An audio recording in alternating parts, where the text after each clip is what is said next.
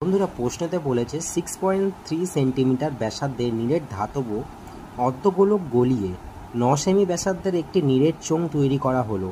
চোঙটির উচ্চতা কত হবে? বন্ধুরা আমরা জানি যে অর্ধগোলক যেটা আছে তার আয়তনের সূত্র বা ঘনফলের সূত্র হচ্ছে 2/3 পাই আর কিউব।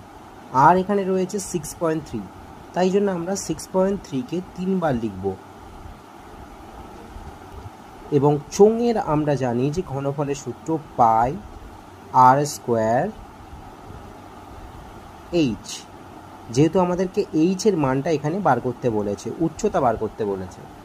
তাহলে বন্ধুরা কাটাকাটি করলে 9কে 6.3 দিয়ে যেতে আছে, যদি কাটা যায় একটা তাহলে হবে 0.7, আর একটা এখান থেকে 9কে যদি আমি কাটি তাহলে এটা হবে 0.7।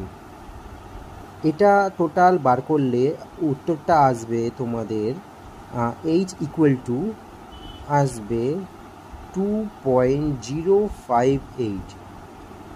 এটাকে আমরা 2.1 ধরেই চলবো, ঠিক আছে? এটাই অ্যান্সার। তোমরা ক্যালকুলেশন করে অ্যান্সারটা বার করবে, ঠিক আছে? এবং ভালো লাগলে ভিডিওটিকে লাইক করবে এবং চ্যানেলটিকে একবারে সাবস্ক্রাইব করে দেবে। Thank you.